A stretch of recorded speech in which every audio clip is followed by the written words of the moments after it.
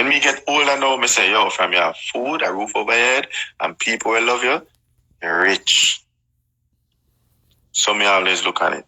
So I have a friend of mine who we used to go to school. Like I said, I did have two friends. Trumaine, mother was Jamaican and his father was American. Trumaine did I get trouble, so them said him come to Jamaica. Started school, meeting, but school was just not for him. And when I say not for him, this might sound weird. When I say not for him, school is not for everybody. A lot of people misunderstand education and school. It's two different things. Okay. He was one of those people. He was just brilliant, but hated school. He can't stay one place. Them things I would teach him, I say, what is this? And all of them, so him question everything. Yeah. I'm all him. I say, brother, when you going to start your own company? Trumaine did that 5 years after high school. Yes. And I'm happy to say he's in the most awesome place in his life right now. Right? I used to say to Trumaine, I said, brother, you don't know what it is for hungry, you know. I'm glad them send you come to Jamaica. You're going to know what hungry feel like. And then I said, hungry? But I'm going to know what that feel like. So his parents cut him off. And I remember 2 days before him go back to America, him said to me, say, the best part of Jamaica is meeting me. Because we might joke around, but him take all the things I'm going to say to him serious. I used to say to him, I said, brother, the best thing for you right now is what your parents are doing for you. You know, you might hate them now, but you will understand later. Right. Because you were too privileged, bro. You don't know what it feels like to want something, because anything you want, you used to get. And I used to share that sentiment with him. Say, brother, hungry is a gift, but you won't understand it until your belly full. And you won't understand it until you don't have no food to eat. So all of those little things. I am making notes. Hunger is a gift, and you will never appreciate it until your belly full. Yes. When your belly full, you're like, yeah. Wow. You never full to the point where you just feel like, yo, I have to open up my pants, or yo, my belly too full. Yes. So we move from the stage now where mom's just still teaching. I take music a little bit serious now. O'Neill, I know O'Neill from 95. I'm in America school, and I really met his brother first, which is Kerry, because we play a game. So I used to go by the house after school sometime when I don't have work at Burger King, and just go and play games. Sorry, Craig, just 1 sec. And just for the persons who are listening right now and don't know who O'Neill was or is, he is a former member of the group Voicemail.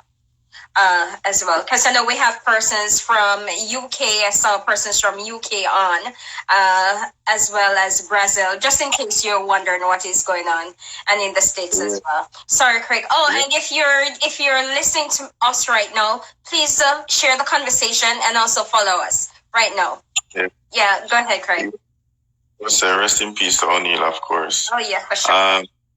So I would just there around every time I play me at home. So O'Neill come around one day and say, yo, you sing? I say, I dabble in the music a little bit.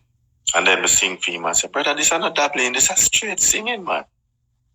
So me and O'Neill became friends from then.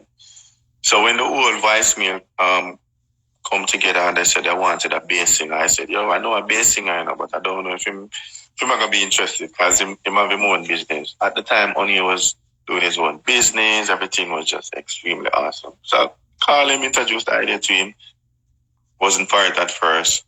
Then him come out here in live, and that was it. Only become a part of Voicemail. The Voicemail struggle is another thing. That was just another struggle, because it was originally 5. Yeah. And then it was 5. Yeah, it was 5 of us. I wasn't the lead singer. I was just one of the singers.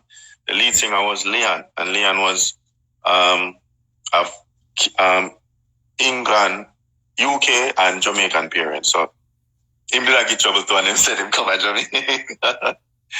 So it was me, O'Neill, Kevin, Leon, and Robert. That was Voicemail. It was 5 of us. that journey was just another testament to all that Mamsit, instilled in me. And one of the most amazing things is the five of us are more say, yeah, the only person was a little bit more privileged than us was Leon. But me, O'Neill, Kevin, Robert, just some ghetto youths who just, were raised properly, so to speak.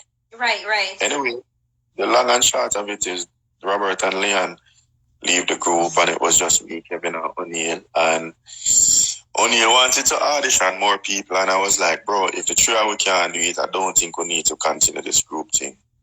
Yeah. And we had debates of days, and I said, just make we try this for 6 months. If 6 months it don't work, then we can just find something to do. You can go back to do your business, maybe we'll find something to do, Kevin will go back to maybe modeling or whatever. Only give up for 6 months. And within the 6 months, we created something that is just unbelievable. And O'Neill was convinced, and it was voicemail from then till now. And of course, we lose O'Neill in 2010, and it's been me and Kevin from then. What was that like for you when you lost O'Neill? Because I know I haven't heard you talk about it that much. Two things jerked me up in my life, and it was losing my big brother at the time, O'Neill. Now, them jerked me up different, but the O'Neill one still, I don't think I've ever talked about this though, but yeah, the O'Neill one jerked me up more because I was the last person you talked to. I was on the phone when everything started. So I will have times when I just wake up and just break down. It happened every now and then. Every now and then meaning it's not frequent, like maybe it happened from the year start maybe once, early January, and that was it. So maybe like 2 or 3 times for the year. Around a particular time? Is it around a particular time, or it just randomly happened? Especially now, when it's coming up to May. May is not my favorite month because I lost my grandmother in May and I lost O'Neill in May. So it's May is not my favorite month. But from last year, continuing from last year over to this year, the positive frame of mind that I'm in, I'm making May the best month. Meaning, all of that energy again, turn it around and make it positive. So last year we released an album. No, not last year. The year before we released an album dedicated to O'Neill, and in May, last year I did a whole bunch of stuff in May. And this year again, be doing a whole bunch of stuff in May again, releasing a mixtape. That's a whole bunch of great things. Yeah, definitely. Looking forward for that one. That is going to be exciting. I am so proud of you, though. I know that I've spoken to persons, even Kevin, and the thing is, I don't know if you know this, Craig, but there's a lot of persons that look up to you for strength. And I know sometimes...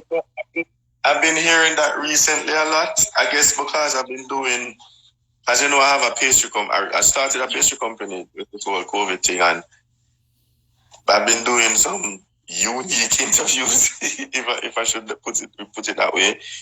And I guess the conversation, it always go into so many different areas, and people are still being surprised.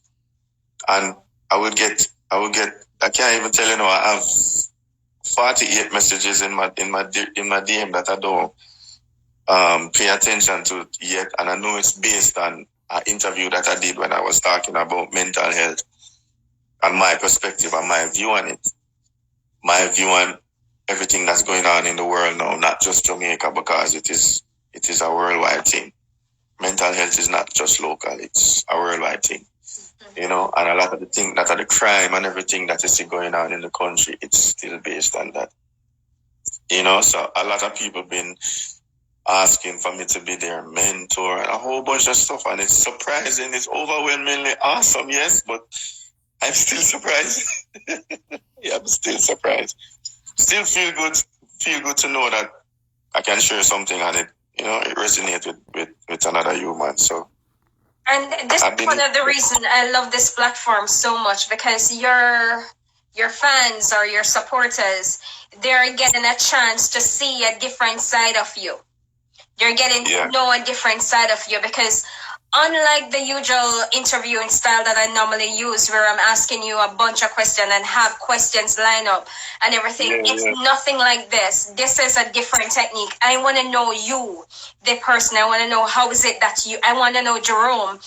Your audience, your fans want to know that, you know what, at the end of the day, even though you are an amazing entertainer, you notice I don't just say artist, because of the level of things that you do, right? The hats that you have.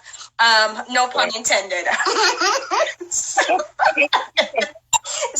I'm just saying that I saw the chat with you about mental health, and I'm glad you mentioned that, because I am going to ask you to talk to me about that in just a little synopsis. I know you have other engagements, so I want you to talk to me about that. But just before you do that, guys, please share this conversation. Please also follow us as well. And for this interview, for persons who haven't been on for the full session, it will also be on my YouTube channel. You can click the bio for that, share and subscribe as well. So, Jerome, being a mentor, being a coach, being a motivational strategist, right? And I can easily say that without any apology. And entertainers, being an entertainment and a choreographer and an artist, yes, you have all of that luck. But one of the most important thing that I love about you is your creative writing. Most of the things that you are going through, and I don't know if your fans realize that, some of the things that you're going through, some of your journeys that you're going through, as I was saying earlier, is that it is documented in your music. There are times when you have to just get crazy, and then there are times when I'm just get crazy is also there, people. You have to just dance, and sometimes you have to just express the love that you have. Exactly. Yeah, music is my canvas still. That's where I do all my painting. A lot of people, especially